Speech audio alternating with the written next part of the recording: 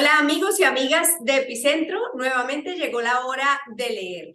Hoy vamos a hacer un programa diferente, un programa que se ocupará de un libro técnico, muy técnico. Siempre tratamos de que los libros que recomiendo aquí en Hora de Leer pues sean para todo público, que sean de literatura, que sean de temas que podamos entender todos, pero también hay que hablar de asuntos importantes que afectan la vida de todos y que nos ayudan a entender ese tipo de asuntos. Y hablo de los libros técnicos y particularmente de este. Voy a hablar con su autor, Patología del Comercio Internacional. El autor es el doctor Aníbal Sierralta Ríos. Y claro, a uno le puede parecer muy extraño, muy distante lo del comercio internacional, pero cuando hablemos con él vamos a ver que todo el tiempo tenemos que ver con este asunto del comercio internacional y todo tiene que ver con nosotros.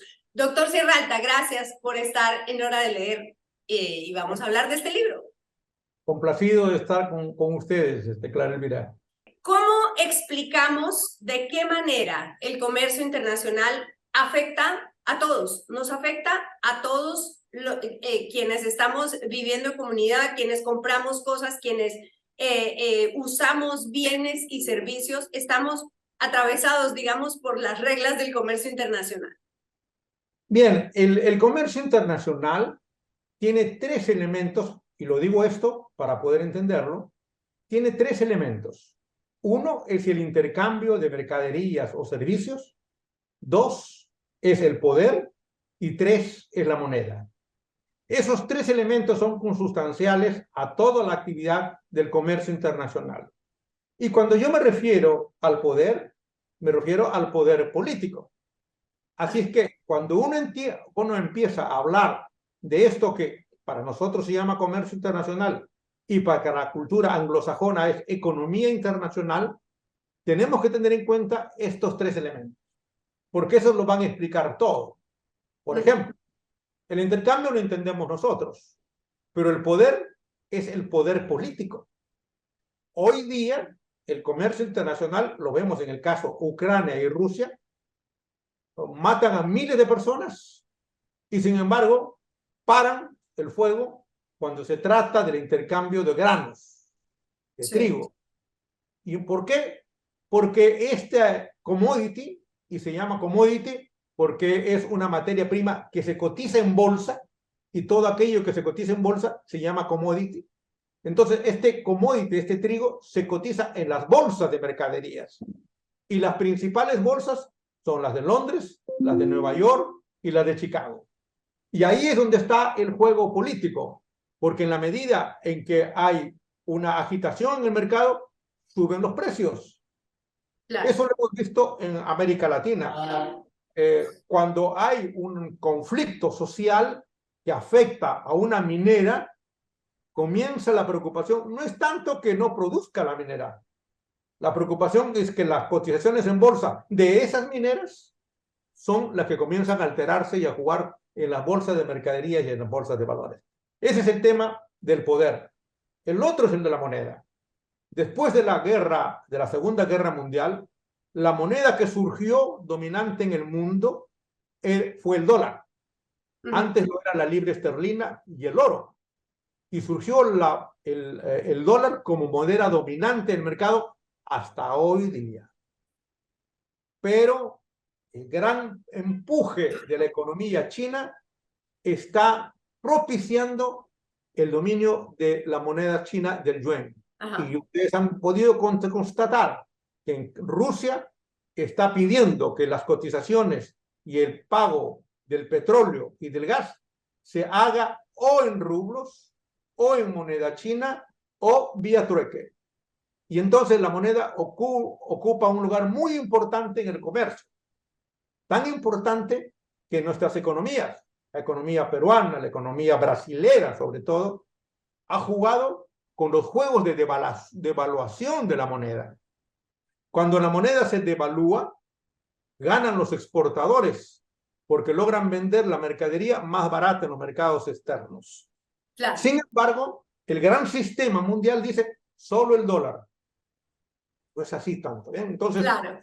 tres elementos para entender el comercio internacional. Bueno, cuando uno piensa en comercio, en comerciantes, no solo en el comercio internacional, sino en todo tipo de comercio, pues piensa en ambiciones, en pasiones, en estratagemas para afectar al otro, para ganar, pero en el libro, en este libro, usted plantea que esto se debe hacer sobre la base de la transparencia, la solidaridad, la buena fe. ¿Existe la buena fe? ¿Debería existir? ¿Es algo que gobierna el comercio internacional? Bien, hay un factor ahí subyacente que es la codicia voraz de este siglo. Esa codicia voraz es la que hace que la moral, la buena fe estén afectadas totalmente. Entonces, cuando estamos hablando de comercio internacional, estamos hablando casi, me atrevería a decir, pero no lo voy a decir para no aterrar a los alumnos de comercio internacional, Ajá. estamos hablando de un juego subterráneo peligrosísimo. Desde que el comercio internacional fue, el comercio internacional de esclavos, fue la causa del poder económico de las grandes potencias europeas. Así que la codicia voraz lo lleva no solamente al comercio internacional, sino en nuestras sociedades a ese deterioro por la competencia y por destruir al otro, afectando siempre a las gentes menos favorecidas. Claro, y entonces ahí entra también ese concepto de solidaridad, porque uno piensa en esas economías enormes, usted acaba de hablar del dólar, pero también probablemente lo que pasa con cualquier potencia que quiere imponer, que quiere aplastar a los demás, sacar el mayor provecho, y ahí hay unas instituciones, unas autoridades, unos pactos de no agresión en el comercio que vale la pena entender, que no son tan sencillos de entender, pero que son necesarios para la paz mundial, ¿no? Bueno, la gran prédica después de los años 1947, en que se constituye el nuevo ordenamiento económico, ha sido del libre comercio. Ajá. Sin embargo, el comercio no es tan libre, diría todo lo contrario, porque el comercio está basado justamente en lo que usted acaba de decir, señora Clara Elvira Ospina, es en el dominio político. Por eso hablé del poder. Está por encima de esto el poder y la ambición de dominar políticamente. Y para dominar políticamente, primero tengo que dominar económicamente. Así es que esta razón corroe el principio de solidaridad y el principio de cooperación. Ajá. Sí, entonces uno podría decir, el que tiene el dinero tiene el poder en términos del comercio exterior. Lamentablemente ha sido así. Miren cuánto costó. Hay un ejemplo clásico en el comercio internacional que no se divulga porque la mayoría de textos están escritos en inglés y en una realidad distinta. Yo quiero citar aquí un gran ejemplo que viene de Colombia. Colombia ha tardado más de medio siglo, yo diría casi como 70 años, en tratar de posicionar un commodity como es el café. Y empezó hace 70 años atrás con una campaña que era Juan Valdés. Juan Valdés empezó hace 70 años. Yo recuerdo en la Quinta Avenida, colocaron unas banderas en toda la Quinta Avenida de Juan Valdés y un esfuerzo increíble por conquistar el mercado norteamericano con el café. Sin embargo, Juan Valdés recién ha logrado cabalgar sobre el burrito hace apenas 30 años, porque comenzaron en los años 50, a fines de los 50, con esta campaña, un gran esfuerzo de los empresarios, de los caficultores colombianos, pero solamente hace 30 años en que se han posicionado no exportando café, sino bajo un modelo sajón que es el franchising. Y bajo ese modelo sajón que es el franchising, han logrado establecer hoy día tiendas de franquicias del café Juan Valdés. El otro ejemplo lamentable fue el de Coltejer. Coltejer fue la primera gran superempresa de producción de tejidos, que incluso alentaba la famosa Bienal del Arte de Coltejer. Y Coltejer luego comenzó a desaparecer, a languidecer. debido a la influencia china que hoy día ha invadido el mundo y que tiene postrados en la orfandad a nuestros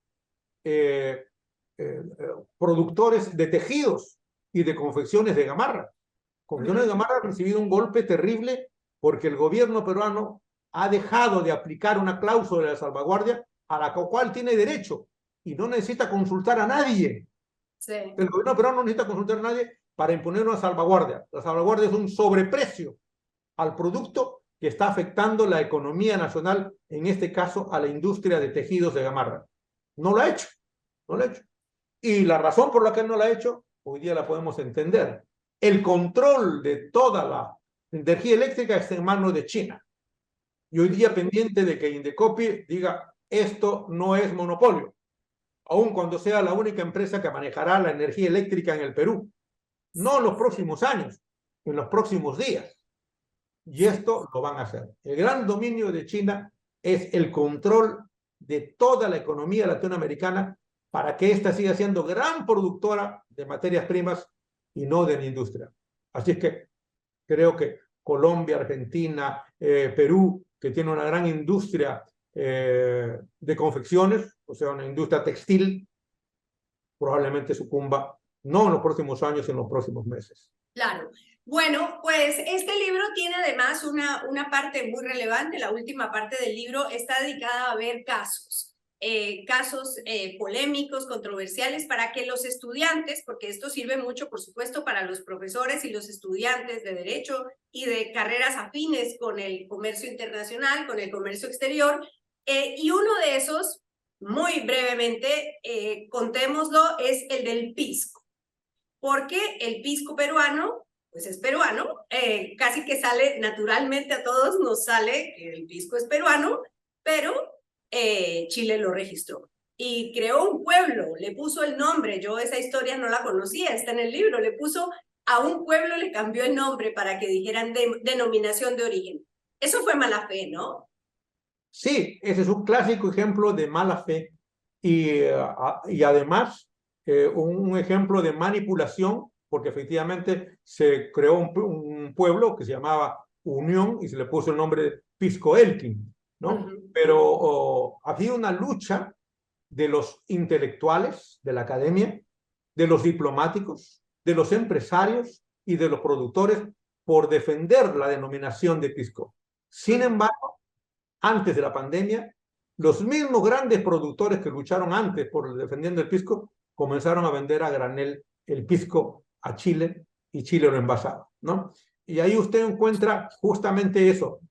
La gran defensa, esta fue una cruzada nacional, empresarios, academia, diplomáticos, funcionarios del Estado defendiendo el pisco, y luego aquellos haciendo negocios.